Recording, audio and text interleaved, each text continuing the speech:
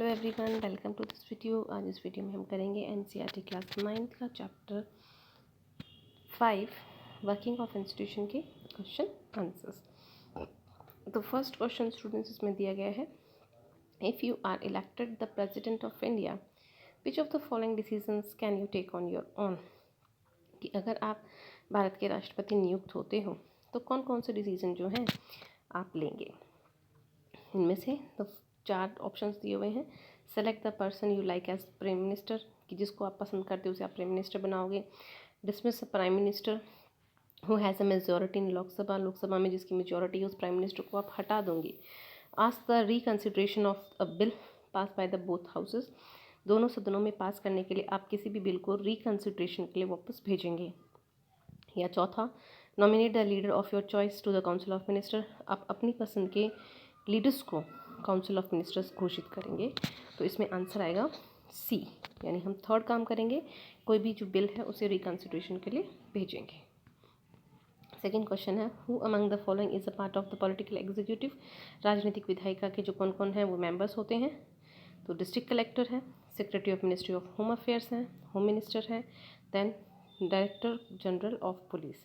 तो इसमें आंसर है सी, होम मिनिस्टर जो है is a part of a political executive. Third question है इसमें, which of the following statements about the judiciary is false, कि न्यायपालिका को लेकर कौन सा स्टेटमेंट जो है वो गलत दिया गया है। फर्स्ट यहाँ पे दिया है कि every law pass by the parliament needs approval of the supreme court, कि पार्लियामेंट में जो भी हम कहें कि लॉ पास होता है उसको सुप्रीम कोर्ट की अप्रूवल की ज़रूरत होती है। सेकंड हम कहें कि judiciary can strike down a law if court against the spirit of the constitution, कि जुडिशरी न्यायपालिका जो है वो स्ट्राइक कर सकती है अगर उसे कोई भी जो लॉ है, कानून है, वो अगर हमारे संविधान के खिलाफ अगर जाता है तो। सेकंड सी है इसमें कि judiciary is independent of the executive, कि जुडिशरी जो है वो बिल्कुल इंडिपेंडेंट होती है।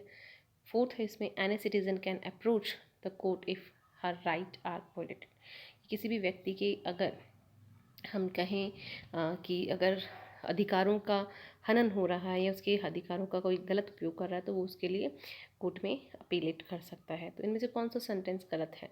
तो first sentence is wrong, every law pass by the parliament needs approval of the supreme court, कि अगर पार्लियामेंट में कोई भी कानून आप पारित करना चाहते हैं तो आपको पहले सुप्रीम कोर्ट से आदेश जारी करना होगा। तो ये सेंटेंस जो है ये गलत है। नेक्स्ट क्वेश्चन नंबर 4 पे हम चलते हैं। Which of the following institution can make change to an existing law of the country, कि कौन सा इंस्टीट्यूशन जो है, कौन सा संस्थान जो है वो हमारे देश के अंदर अगर कोई कानून लागू है तो उसे बदल सकता है। तो पहला है the supreme court, second president, third prime minister और फोर्थ है इसमें पार्लियामेंट। तो कौन चेंज कर सकता है, डी ऑप्शन पार्लियामेंट। पार्लियामेंट में वो कैसे चेंज होगा, पार्लियामेंट में जैसे दोनों सदन होते हैं वो उसके ऊपर डिस्कशन करते हैं और जो मेजॉरिटी के बेसिस पे उस लॉ को वो चेंज करने के लिए पावर रखते हैं। Question number 5, match the ministry of the knew that the ministry में हैव रिलीज्ड एक्सरसाइज। हम क्वेश्चन जो है हमें उन मंत्रालय को उनके काम के साथ में मैच करना है जो वो करते हैं। फर्स्ट कॉलम ए में दिया है, a new policy is being made to increase the jute export from the country, कि पहले जो है जूट जो एक्सपोर्ट किया जाता है उसे इंक्रीज़ करने के लिए पॉलिसी बनाई गई है। तो ये जो डिसीज़न है, ये जो न्यूज़ है वो कौन देगा हमें, तो ये है फोर्थ ऑप्शन में ministry of commerce and industry, की व्यापार और उद्योग की जो मंत्रालय है वो इसको रिलीज़ करेंगे। सेकेंड है, telephone services will be made more accessible to rural area, की ग्रामीण क्षेत्रों के लिए जो टेलीफोन की सेवाएं हैं उन्हें और भी सुगम करने के लिए जो है, तो इसकी इन्फॉर्मेशन जो है वो हमें कौन देगा, वो है 5th नंबर पे ministry of communication and information and technology. Third है, the price of rice and wheat sold under the public distribution system will go down, कि चावल है, हम कहें कि जो चावल और गेहूँ की जो खरीद पे जो कीमत होती है वो डाउन जा रही है पब्लिक डिस्ट्रीब्यूशन सिस्टम के अकॉर्डिंग। तो इसकी इन्फॉर्मेशन जो है वो हमें कौन देगा, ministry of agriculture, food and public distribution. Fourth अगर देखें, pulse polio campaign will be launched, कि हमारे देश के अंदर अगर पल्स पोलियो जो अभियान है वो चलाया जा रहा है, तो इसकी इन्फॉर्मेशन जो है वो हमें देंगे मिनिस्ट्री ऑफ हेल्थ। फिफ्थ है इसमें आपका, the allowance of the soldiers posted on high altitudes will be increase, कि जो भी भत्ते होते हैं सोल्जर्स को, जो सैनिक होते हैं और जिनको हाई एल्टीट्यूड्स पे यानी और ऊंचाई पे जिनको नियुक्त किया गया है, उनके भत्ते जो हैं वो बढ़ा दी जाते हैं, उनकी जो सैलरी के अंदर जो उनको अलाउंस मिलता है वो। तो ये जो घोषणा है वो कौन करेगा? Ministry of defence. Next question पे हम चलते हैं, question number 6। Of all the institution what we have studied in this chapter, name the one that exercise the powers on each of the following matters, कि इन matters के ऊपर कौन कौन सी जो इंस्टीट्यूशन है, संस्थाएं हैं, वो काम करती हैं, उन संस्थाओं के हमें नाम लिखने हैं। तो decision on allocation of money for developing infrastructure like road, irrigation etcetera and different welfare activities for the citizens, कि नागरिकों के लिए समाज कल्याण के कार्यक्रम है, रोड बनाना है, इंफ्रास्ट्रक्चर है, सिंचाई के साधन है, इनको एलोकेशन करने के लिए जो पैसा जो एलोकेट होता है वो कौन करता है? कैबिनेट करता है। भी हम देखें तो consider the recommendation of a committee on a law to regulate the stock exchange, तो स्टॉक एक्सचेंज की जो रिकमेंडेशन है वो कौन सी कमेटी तय करेगी? That is parliament. Decades on a legal dispute decide on the legal disputes between the two state government, दो राज्य सरकारों के बीच में अगर कोई डिस्प्यूट क्रिएट हो रहा है तो उसे कौन रिज्यूम करता है या उसे कौन निपटाता है? That is supreme court. Implement the decisions to provide relief for the victims of an earthquake, कि अर्थक्वेक के अंदर सपोज कीजिए कि भूकंप कहीं आता जाता है तो उसके जो विक्टिम्स होते हैं, जो सफरर होते हैं, उनको रिलीफ प्रोवाइड करवाने के लिए कौन है? तो that is permanent executives. Question number 7 है, why is the prime minister in India not directly elected by the people? Choose the most appropriate answer and give reason for your choice, कि हमारे देश में प्राइम मिनिस्टर जो है उसको directly क्यों नहीं लोगों के द्वारा चूज़ किया जाता है? अपने आंसर के लिए उपयुक्त जो रीज़न है वो हमें यहाँ पे देना है। तो in a parliamentary democracy only the leader of the majority party in the Lok Sabha can become the prime minister. Second इन्होंने दिया है कि Lok Sabha can remove the prime minister and council of minister even before the expiry of their term. तो इसमें third दिया है, since the prime minister is appointed by the president there is no need for it. Fourth इन्होंने दिया है, direct election of the prime minister will involve a lot of expenditure on the elections.